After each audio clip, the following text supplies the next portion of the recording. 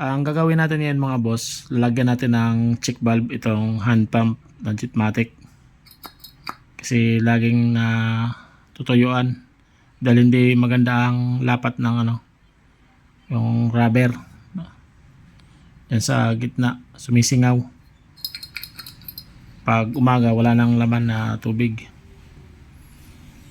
Pero kailangan natin mag thread nitong schedule 40. Meron naman na bibili nito na nipple connector pero manipis.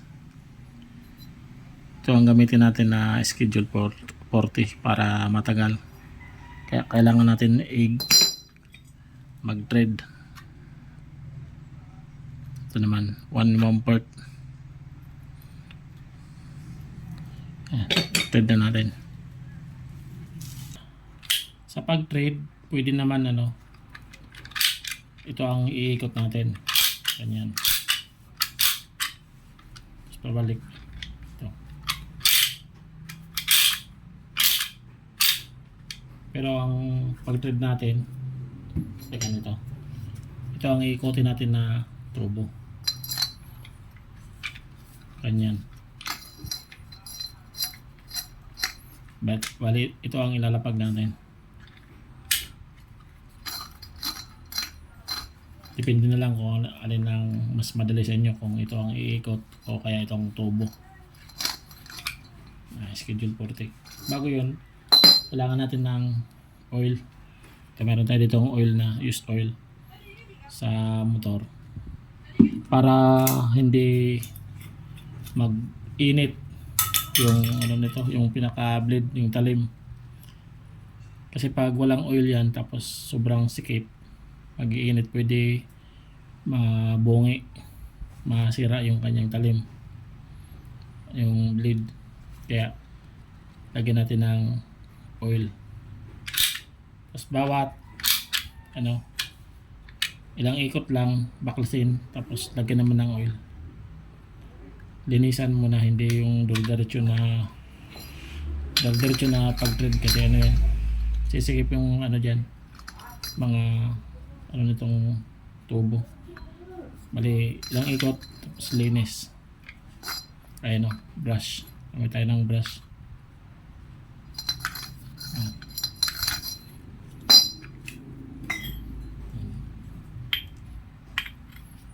Ito ang ilapag natin. Ito ang gagawin natin mga boss. Ito manipis to. Mura lang naman ito. 25 lang siguro to, kaya 20. Kaya lang manipis. Ito na lang.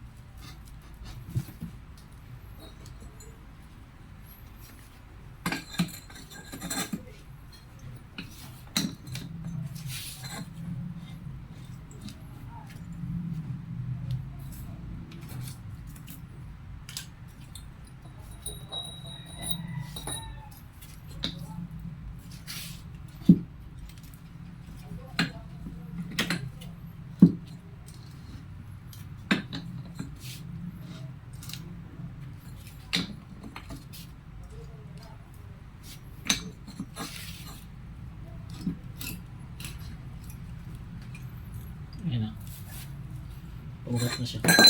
Bali, balong natin. Ito na.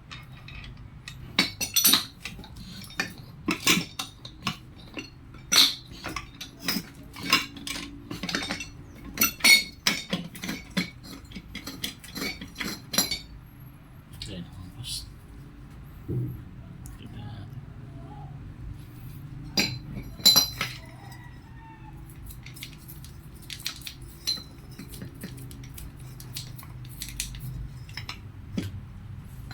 Tsagaan lang natin na paklas kabit para hindi naman mabunga yung ating pan-thread.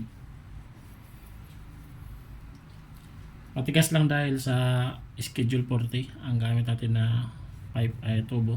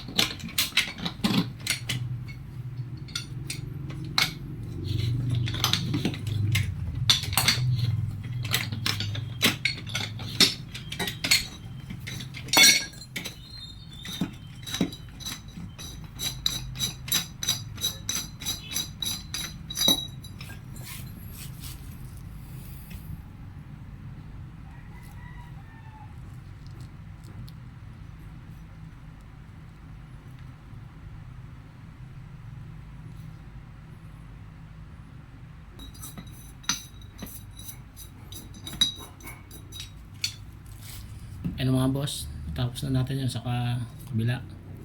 Dito pa lagyan pa natin ito ng thread.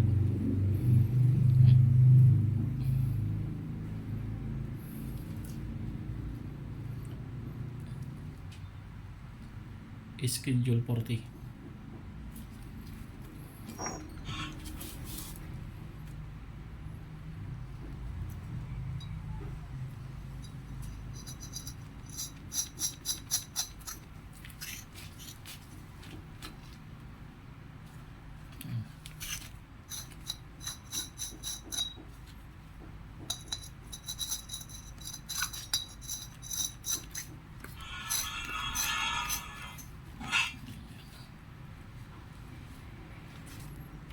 Ito na mga boss, na tapos na natin threadan. Malagyan ng thread. Alam na bubog rito. Wala kasi tayo pang ipit yung gato. Maganda sana kung mayroong gato para hindi gaano maraming gas-gas dito. Para ito lang ang ipit natin. Tapos ito na ang iikot na threader. Ito ay permanente, tapos ito iikot yung threader. Kailang walang gato. Walang pang-ipit. Nexian na lang natin yung ano, pan-thread para mas mabilis. Ayan. Ito medyo mahaba sa kabila. Ayan, pareho. Dahil dito sa ano, pandugtong coupling connector, fixie lang naman din. Ayan lang, ilang ano lang din, thread. Kaya pwede na yung medyo mixy ito. Pwede na yan. Basta mayroon teflon.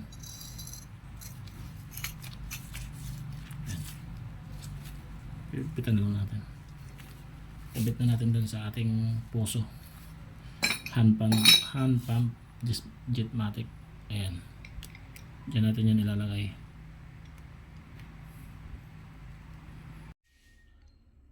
Kakabitan natin ng check valve itong puso, hand pump, dahil dito sa guma minsan hindi maganda ang lapat niya, kaya sumisingaw, naubos ang pundo na tubig.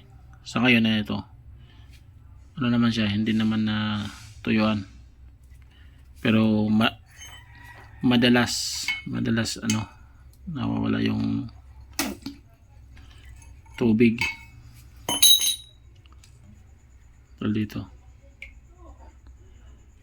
dito siya sumisingaw. Diyan.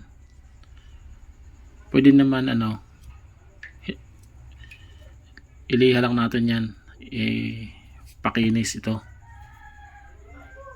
para maganda ang lapat nitong guma, rubber. Ayan. Bumalik na yung tubig sa baba. Ganyan. Kaya naubos yun naman.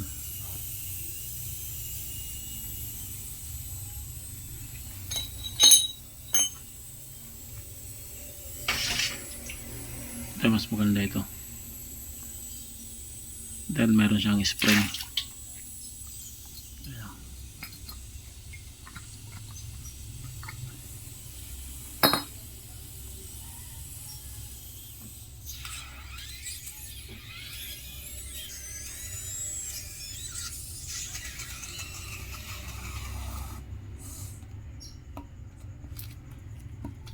Ayan natin. Bakas na natin to.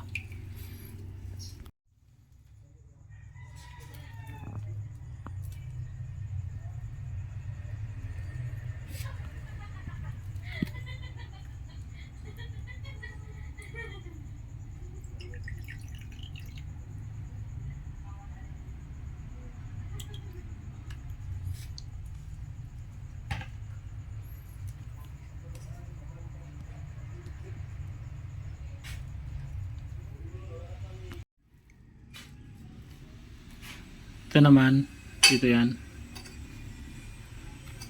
Dahil mayroon ng check valve, hindi na natin ilalagay. Tanggalin na natin to.